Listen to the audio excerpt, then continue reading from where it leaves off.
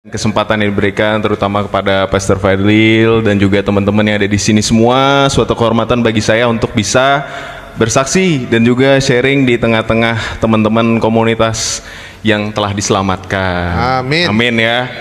Jadi kita sudah keluar dari kegelapan menuju terang abadi. Siapa dia? Yesus Kristus. Amin. Ya, sebelumnya perkenalkan, memang nama saya di TikTok biasanya Joseph Aber Michael. Cuman memang nama asli Islami sekali. Pastor Fadil tadi sudah tahu.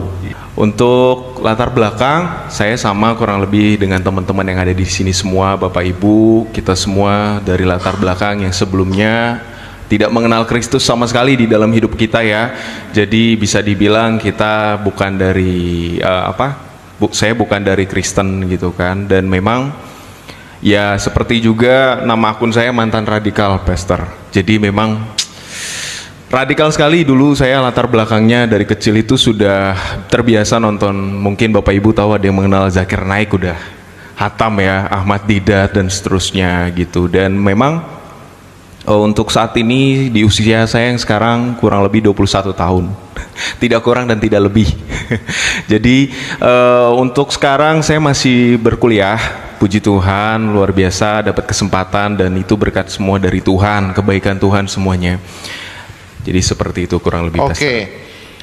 Ya, jadi seperti yang tadi saya sudah sampaikan di awal, saya suka nonton Zakir Naik ya, Ahmad Didat. Yang sering ditanyakan itu apa sih? Yesus itu Tuhan dari mana? Ditulis dalam Alkitab ya enggak? Bapak Ibu sering dengar gitu ya. Ya mungkin kita orang yang dulu dari sana itu bakal berpikir, wah orang Kristen ini nggak bisa jawab, ya kan? Dari situ mulai saya itu bukan apa-apa ya, jadi mencari sendiri gitu kan. Jadi terbiasa dulu saya itu memang ingin sekali mendebat gitu orang Kristen secara langsung gitu. Mungkin itu dampak dari tontonan tadi, Pastor, tontonan dari Zakir Naik. Jadi memang saya juga pernah cerita di kesaksian saya sebelumnya bahwa saya itu mendebat salah satu adik kelas saya waktu SMP. Wah itu benar-benar radikal itu. Jadi saya bukan yang sekarang di cover di media sosial gitu, tapi saya ketemu orangnya langsung, bertatapan muka langsung. Saya praktikkan apa yang Zakir Naik biasa tanyakan. Dan impressingly bahwa ternyata adik kelas saya bisa jawab, oh Yesus itu Tuhan.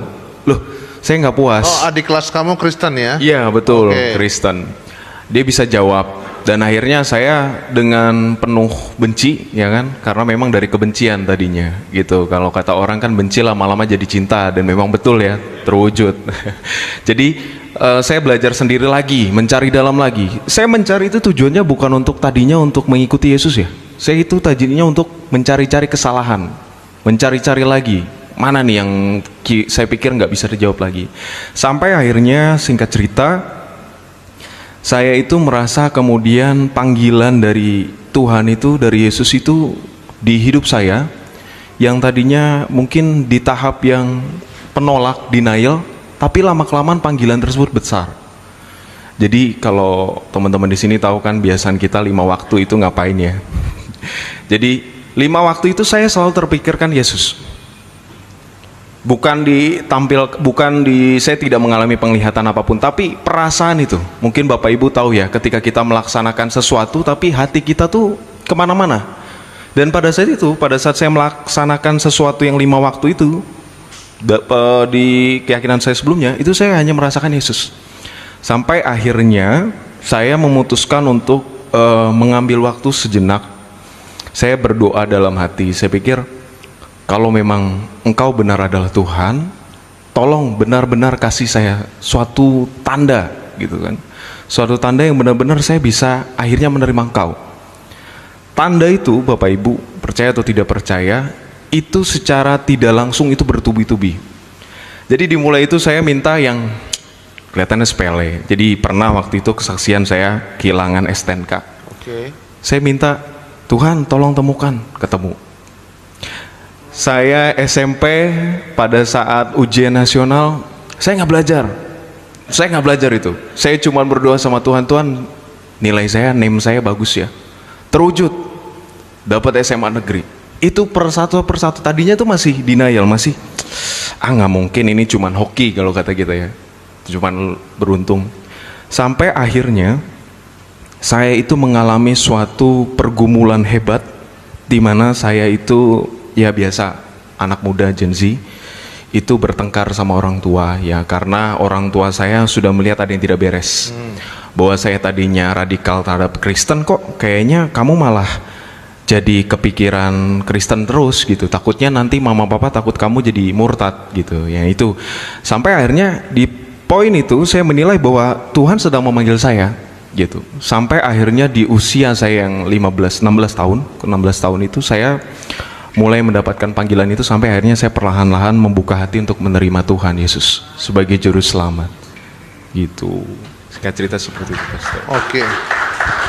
Pada saat kamu memutuskan untuk bertobat, bagaimana sikap keluargamu?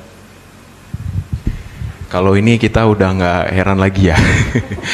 Seperti firman Tuhan ya kan, Yesus bilang, aku datang bukan untuk membawa damai. Weh, biasanya dikutip nih sama polemik-polemik ya kan, wah Yesus ngajak perang nih ya kan.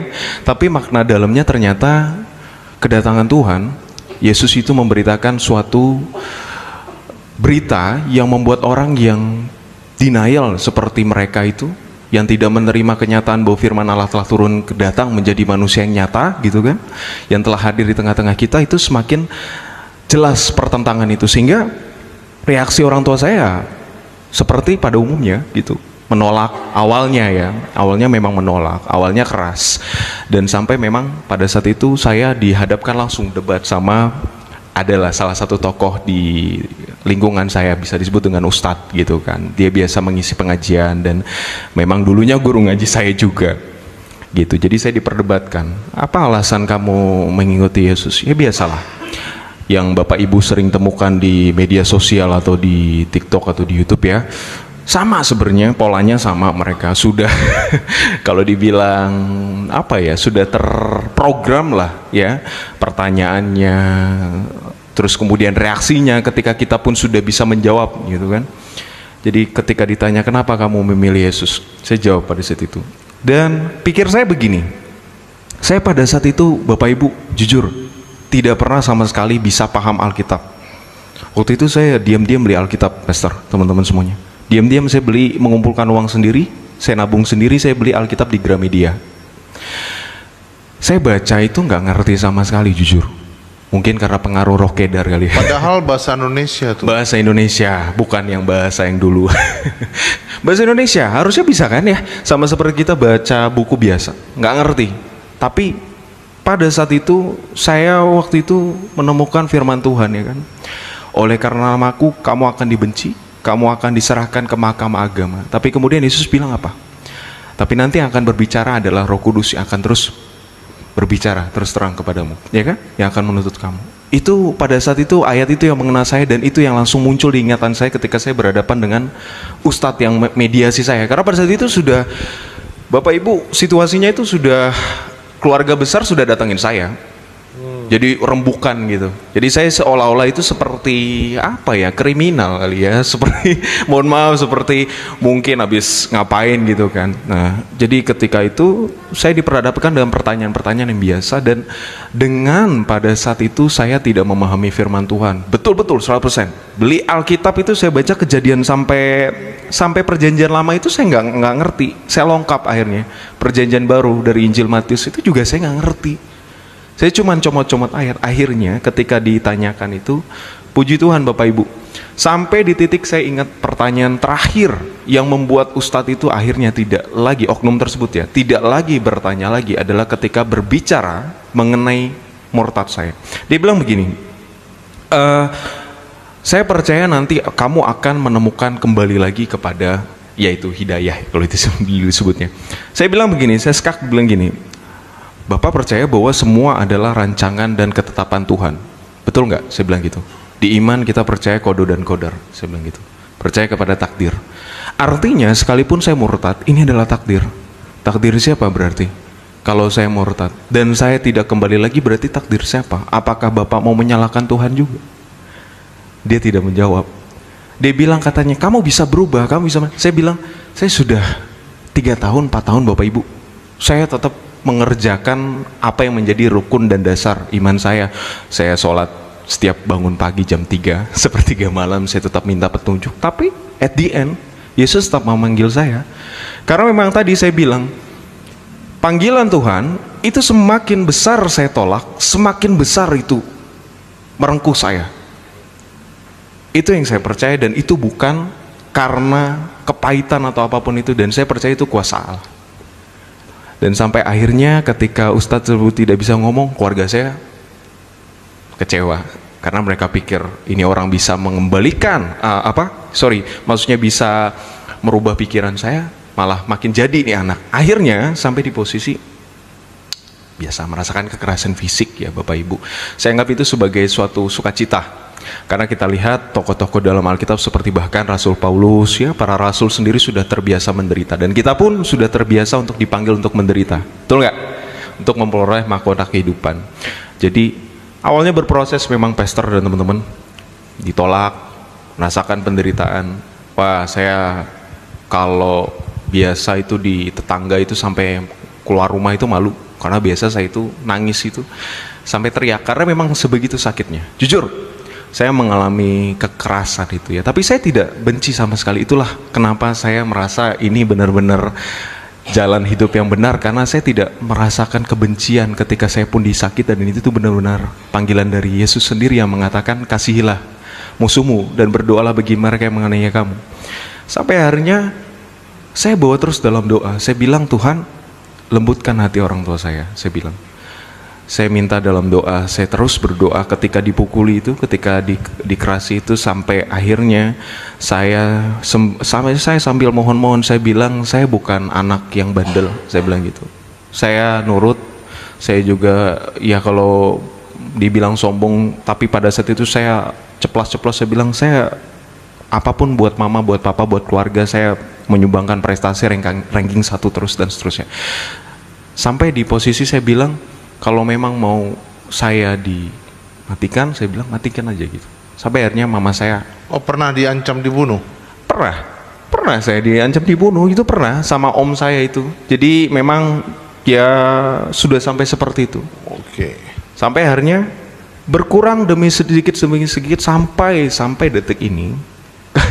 Bapak Ibu mungkin lihat kalung salib saya yang sebesar ini, saya pakai di depan keluarga saya, di depan mama saya, di depan tetangga-tetangga saya. Mama saya awalnya bilang, kan saya orang Sunda Betawi ya, dipanggilnya AA. A, nanti kalau tetangga tahu gimana? Cepat atau lambat mereka harus tahu lah, gitu. Karena saya nggak pernah malu, aku nggak pernah malu mah, gitu. Mengikuti Yesus itu bukan kemaluan. Saya sampai bilang begini loh, ibu saya itu sampai diem itu, saya bilang begini, Yesus aja udah terbiasa kok di kayu salib dikata-katain orang, masa saya harus malu-malu mengikuti dia, ya nggak? Betul nggak Bapak Ibu? Yesus mati demi kita itu semua. Dia sudah terbiasa diolok-olok, dicibir orang, diludahi orang, masa kita harus malu? Makanya saya bilang seperti itu, akhirnya mama saya melembutkan hatinya. Puji Tuhan, saya setiap WhatsAppan, chatan, atau bahkan ketemuan sama mama saya tidak malu untuk membuat tanda salib dalam berdoa. Saya berdoa terus, saya berdoa selalu di depan mama saya. Dan itu adalah bentuk penginjilan yang secara tidak langsung menerus-menerus itu mama saya akhirnya tersentuh, akhirnya menerima fakta bahwa saya sudah dimenangkan oleh Kristus dan tidak mungkin lagi diregut kembali. Haleluya. Berarti sekarang keluarga sudah menerima ya? Sudah menerima, sudah tahu semuanya. Lebaran itu saya hanya makan-makan. Lebaran itu saya tetap mengucapkan ya, namanya tadi kan kita tidak diajarkan untuk membenci, bahkan di 10 perintah Tuhan kita tahu ya, tetap hormati ayah dan ibumu gitu kan. Lebaran hanya makan-makan? Makan-makan aja. Angpaunya diambil nggak? Dapat angpau, bukan saya lagi dapat angpau, saya yang harus ngasih angpau, kan tradisi kalau sudah besar. Kan belum kerja. Ya gimana ya, tuntutan ini perubahan zaman. Oke. Ya. Sebenarnya gini ya, aku sebagai anak muda ngelihat itu banyak Bapak Ibu yang mereka sama seperti aku dulu. Hanya anak muda yang bisa baca pikiran anak muda.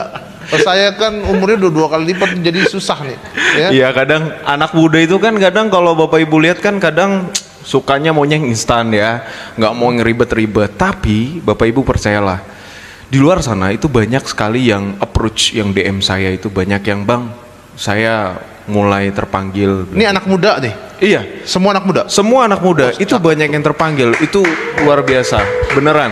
Saya nggak bohong. Jadi ada Bapak Ibu, kalau boleh saya cerita ya, saya kan sering live di TikTok ya, mungkin Bapak Ibu ada yang nonton juga. Jadi kalau saya itu lihat di kolom komentar itu tadinya banyak penghujat, kita tahu ya dari komentar. Dan saya tidak pernah kemudian menyalahkan mereka. Saya selalu bilang sama teman-teman Kristen yang nonton juga, jangan kamu keluarkan buang-buang waktumu untuk balas cacian mereka, tapi pakai waktumu untuk mendoakan mereka supaya mereka bisa sama seperti kita terpanggil jiwanya. Amin. Amin. Itu terjadi Bapak Ibu. Puji Tuhan ada namanya. Saya salut sama dia. Kenapa? Dia itu kalau setiap saya live itu menghujat Yesusnya luar biasa. Boleh tanya sama Om Don itu yang mendampingi saya itu. Itu menghujat Yesus itu luar biasa Bapak Ibu. Nggak mikir-mikir lagi dia, dan itu spamming. Sampai suatu ketika dia DM saya. Dia DM saya, Pastor. Dia bilang gini, Joseph, kok makin lama gue nonton live lu bukannya makin teguh dengan iman gue, makin terpanggil ya, bilang gitu kan. Saya ketawa, saya bilang bohong nih gitu kan. Biasanya kayak gitu-gitu kan. Saya bilang gitu aja, bohong nih gitu kan. Tapi dia bilang enggak Joseph, ini beneran, bilang gitu kan. Gue udah beberapa hari ini nonton live lu, kalau lu lihat, kalau lu cuman nonton aja, nggak komen-komen, bilang gitu kan. Memang iya. Saya perhatikan orang kemana, karena memang dia selalu pertama kali muncul itu selalu ada. Selalu muncul dan radikal. Selalu muncul dan radikal. Oh, betul. Terakhir diem aja. Terakhir diem aja. Okay. Dan malah ketika ada yang berusaha untuk berpolemik, dia selalu membela di sisi kita. Sampai akhirnya dibilang, oke, gue ikut sekarang. Bagaimana Tuhan mau panggil saya, bilang gitu. Oke, kalau begitu sekarang lu mulai untuk belajar, bilang gitu kan. Nggak bisa mengikuti Yesus cuman sepatah dua patah kalimat langsung selamat, bener nggak? Jadi saya bilang belajar gitu. Jadi pengikut Kristus itu harus banyak belajar, gitu. Jangan menerima aja, jangan seperti orang-orang yang tidak bisa membaca. Saya bilang gitu. Saya uji dulu kan, karena setiap sesuatu harus diuji. Sampai akhirnya puji Tuhan, kemarin baru saya dengar dia sudah mau dibaptis. Haleluya. Tuh saya cuman Baptis di mana? Nah itu, cuman saya bilang mau kesaksian atau enggak terserah lu. Karena gini, bagi saya ketika ada orang seperti itu, kita juga harus cerdik, karena mereka itu jadi target kita tahu ya. Jadi dia cuman kasih tahu saya gerejanya di daerah Bekasi, dia bilang gitu. Kalau nggak ada yang mau terima baptis, saya yang baptis. Iya, jadi dia bilang udah mau dibaptis. Karena puji Tuhan, Bapak Ibu seperti yang tadi ditanyakan oleh Pastor Fadil, bahwa banyak sekali Pastor. Tapi ya Bapak Ibu, karena tahu ya situasi kita, bahwa kalau kita dari sana itu pasti dapat ancaman.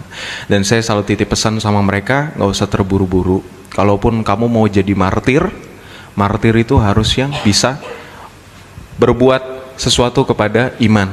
Jangan konyol, mati konyol, ngerti ya Bapak Ibu ya? Harus tetap seperti firman Tuhan. Lihat, aku telah mengutus kamu seperti domba ke tengah-tengah serigala. Jadilah cerdik seperti ular dan tulus seperti merpati. Haleluya. Jadi gini Bapak Ibu, kadang itu kalau kita lihat zaman sekarang, orang-orang itu kalau mau memberitakan firman Tuhan itu lihat-lihat dulu situasi sekitar, ya nggak? Betul nggak? Kadang ada orang yang takut-takut kalau jadi orang Kristen itu. Saya lihat itu ya, teman saya, malu saya, katanya. Kalau mau buat tanda salib atau mau doa tuh lihat-lihat dulu gitu. Kalau mau bergaul itu dia harus menyesuaikan diri. Jadi jatuhnya itu namanya relatif, bukan banggakan Kristus. Beriman dari Kristus itu, kalau Bapak Ibu melihat firman Tuhan, tahu apa? Jika ya, katakan ya. Jika tidak, katakan tidak. Apa yang lebih daripada itu berasal dari si jahat, dari iblis, ya nggak? Beriman Kristus itu nggak boleh som-som kuku juga loh, ya nggak? Beriman sama Kristus itu kalau som-som kuku dilepeh, ya kan? Kalau kita baca Alkitab, kita lihat kesaksian para rasul, kita lihat kesaksian dari para murid-murid Tuhan Yesus, itu semuanya berkobar. Kalau kata bahasa anak muda itu menyala, ya kan? Menyala gitu. Gimana zaman sekarang? Perlu nggak kita pakai cara yang sama? Tadi kalau kata Pastor Fadil ya, lambang Roh Kudus itu ada dua, api dan burung merpati. Dua-duanya bisa nggak kira-kira, Bapak Ibu? Dua-duanya bisa nggak dipakai? Bisa, kata siapa nggak bisa? 1 Petrus 3 ayat 15. Tetapi kuduskanlah Kristus di hatimu sebagai Tuhan, dan siap sedialah memberikan pertanggungjawaban kepada setiap orang yang meminta pertanggungjawaban dengan rendah hati dan dengan lemah lembut. Bisa nggak kita memberitakan Injil dengan courage, dengan keberanian, dengan api yang membakar, tapi tetap dengan lemah lembut dan dengan hormat? Maksudnya lemah lembut itu apa sih? Kira-kira menyamanya nggak kira-kira? Lemah lembutnya menyamanya nggak? Oh, kalau saya berhadapan dengan orang-orang yang apa? Dengan orang-orang yang dari iman sebelah itu kadang, oh Yesus itu kan nabi, bukan Tuhan. Oke, tapi kita karena ngelihat, ya udah iya, apa katamu aja. Boleh nggak kira-kira seperti itu? Nggak boleh, jangan. Kenapa? Kenapa nggak boleh? Kenapa kira-kira nggak boleh? Apakah demi toleransi? Toleransi itu apa sih kira-kira? Banyak orang yang salah paham dengan toleransi. Ketika berbicara toleransi, artinya kamu ngomong apa saya iyain, gitu. Kayak gitu, toleransi enggak. Toleransi itu adalah saya tetap saya, kamu tetap kamu. Saya melihat Kristus sebagai Tuhan. Kamu terima itu atau enggak, urusanmu. Betul enggak? Apa kata Tuhan ketika orang menolak Kristus? Apa kata Tuhan? Dalam Injil, Yesus berkata, jika engkau percaya, jika engkau dibaptis dan percaya, engkau selamat. Tetapi jika engkau tidak percaya, akulah dia, kata Tuhan Yesus apa? Kamu akan binasa dalam dosa-dosamu. Jadi kalau ada orang yang sudah kita beritakan firman Tuhan, kita tahu Yesus itu adalah Tuhan, kemudian menolak, gimana sikap kita? Mendoakan, ya toh? Nggak usah mengutuk, nggak usah memakai login yuk. Asyhadu, nggak usah ya. Mengikuti Yesus itu harus dari hati, betul nggak? Nggak boleh namanya terpaksa, nggak boleh namanya karena sedus Indomie. Kadang kita itu juga mendapatkan apa ya, kalau kita tuh sering dituduhnya, wah Joseph ini urusan kalau nggak jauh-jauh dari urusan perut, bawa perut. Saya jawabnya apa Bapak Ibu? Nah itu kan memang justru saya selamat dari sana. Ngerti nggak? Saya adalah selamat dari sana, makanya saya tidak lagi memikirkan hal yang seperti kamu tuduhkan. Dalam nggak kira-kira? Dalam. Nggak perlu kita balas-balas cacian, kita jawab dengan kasih. Tapi oke, balik lagi. Ketika kita melihat Alkitab, kita akan baca lagi kesaksian dari Rasul Yohanes. Kita lihat Bapak Ibu di dalam 1 Yohanes bab 4 ya, ayat 10 sampai dengan ayat 11. Di situ dikatakan, inilah kasih itu, bukan kita yang telah mengasihi Allah, tetapi Allah yang telah mengasihi kita dan yang telah mengutus anaknya sebagai pendamaian bagi dosa-dosa kita. Saudara-saudaraku yang kekasih, jikalau Allah sedemikian mengasihi kita, maka haruslah kita juga saling mengasihi. Amin. Kata Rasul Yohanes, kita disuruh mengasihi. Kira-kira kalau kita bertemu dengan orang-orang yang tidak mengenal Yesus, ya, lebih cenderung untuk membenci Yesus, kita tetap mengasihi atau enggak? Mengasihi. Kenapa? Karena Allah telah terlebih dahulu mengasihi kita. Betul ya? Amin ya. Nah, kadang di kehidupan yang sekarang sudah semakin berkembang zamannya, Bapak Ibu, kita tahu ya, kemajuan media sosial, teknologi, semakin banyak orang yang mengemukakan pendapatnya secara dengan bebas, tapi tidak bertanggung jawab, tidak berdasarkan informasi yang akurat. Sebagai orang Kristen, kita harus apapun itu memverifikasi, apapun itu informasinya, sekalipun itu pengajaran itu harus tervalidasi. Nah, begini, jadi orang Kristen sekali lagi harus berani bersaksi. Jangan karena kita tinggal di lingkungan yang bukan Kristen, kita ciut. Justru kita harus semakin menunjukkan. Kita harus semakin bertumbuh. Kita harus semakin menjadi terang dan garam dunia. Ingat, Tuhan Yesus juga pernah berkata kan dalam Alkitab, Yohanes 8 ayat 12. Ya, Akulah terang dunia. Kalau kata dalam bahasa Arab apa? Ana huwa nurul lil alamin. Ya, jadi Yesus itu terang dunia itu. Bapak Ibu nggak usah ragu-ragu lah kalau melihat figur Yesus itu sebagai Tuhan itu. Wah, Yesus itu memang, saya selalu bilang sama yang bertanya itu kan, sering kan tadi seperti yang tadi di awal kesaksian, mana dalil itu Yesus itu Tuhan? Saya bilang, Bapak Ibu, kita sekarang bermain logika karena mereka suka mengutamakan logika, katanya kan paling cerdas. Saya bilang begini, lebih terhormat untuk diakui atau mengakui? Sekarang kalau Bapak Ibu bertemu dengan, misal ada sosok berdiri di sini, tiba-tiba tanpa ada angin dan hujan dia mengakui, saya orang kaya, saya punya bisnis. Kira-kira Bapak Ibu ilfil nggak dengan orang seperti itu? Ilfil, betul nggak? Ilfil. Sekarang kalau kita melihat tradisi, bagaimana orang-orang Yahudi sudah mengenal Allahnya dalam perjanjian lama ketika Musa, ya kan? Kemudian Yesus datang. Kira-kira Yesus perlu nggak ke depan publik ngaku-ngaku, saya Tuhan, sembahlah saya? Nggak perlu nggak kira-kira Bapak Ibu? Nggak perlu. Sekali lagi, lebih terhormat untuk diakui atau mengakui?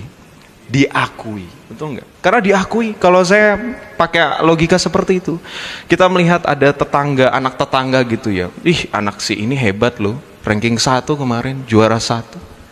Kita lebih, oh iya benar, tanpa harus mengakui. Sama seperti Yesus, kita lihat keilahiannya dalam Alkitab, itu yang membuat kita semua teguh di sini, betul nggak? Amin nggak? Kita lihat Yesus itu sebagai sosok pribadi yang dalam Alkitab, Filipi 2 ayat 6 sampai dengan 13, kalau Bapak Ibu baca di situ kan, yang walaupun dalam rupa Allah tidak menganggap kesetaraan dengan Allah itu sebagai milik yang harus dipertahankan, melainkan telah mengosongkan dirinya sendiri dan mengambil rupa seorang hamba dan menjadi sama dengan manusia. Dan dalam keadaannya sebagai manusia, ia telah merendahkan dirinya dan taat, bahkan taat sampai mati di kayu salib. Itulah sebabnya Allah meninggikan dia dan mengkaruniakannya nama di atas segala nama, supaya di dalam nama Yesus bertekuk lutut apa yang ada di langit dan di bumi, dan segala lidah mengaku bahwa Yesus adalah Tuhan, bagi kemuliaan Allah Bapa. Amin. Itu ayat Alkitab itu sudah jelas loh, kok masih ada lagi yang masih penasaran Yesus itu Tuhan atau bukan? Masih ada orang Kristen yang ragu-ragu ketika ditanya Yesus Tuhan atau bukan. Yesus kenapa Tuhan, kok dia manusia gitu ya. Kadang orang berpikir kalau sudah manusia sudah nggak bisa Tuhan. Loh memang iya, nggak ada sejarahnya. Manusia jadi Tuhan itu nggak ada sejarahnya. Tetapi Tuhan yang menjadi manusia jelas. Fil bad'i kanal kalimatu wa kanal kalimatu indallah wa kanal kalimatullah. En arche hen hologos kai hologos en proston theon kai theos en hologos. In the beginning was the word, and the word was with God, and the word was God. Artinya apa? Pada mulanya sudah ada firman. Firman yang telah menjadi daging itu sudah dari sadanya Allah. Kurang apa lagi kesaksian bukti bahwa Yesus adalah Allah? Kurang apa lagi kira-kira? Kalau ditanya, kadang dapat pertanyaan, sejak kapan Yesus jadi Tuhan? Yosef, kapan dia mengaku jadi Tuhan? Saya selalu bilang, sudah dari sananya. Jadi Bapak Ibu, sekali lagi, teman-teman yang ada di sini yang sudah dipanggil dan diselamatkan oleh Tuhan Yesus, saya percaya kita semua semakin diteguhkan, semakin bertumbuh. Saya harap semua teman-teman di sini bisa, kalau dalam istilah dalam bahasa Itali, fate chiasso, memberitakan Injil with zeal and courage. Ya. Saya titip pesan terakhir, Bapak Ibu, semoga dengan pertemuan kita pada malam ini, kita semakin memberitakan Kristus di tengah-tengah kita. Kita semakin mendatangkan jiwa-jiwa, tapi jangan dipaksa. Kita bawa dalam doa, tetapi kita juga menunjukkan kasih Kristus. Jadilah terang dan garam dunia. Amin. Haleluya. Terima kasih Bapak Ibu semuanya. Tuhan Yesus memberkati selalu. Saya mau ikut Yesus. Saya mau ikut Yesus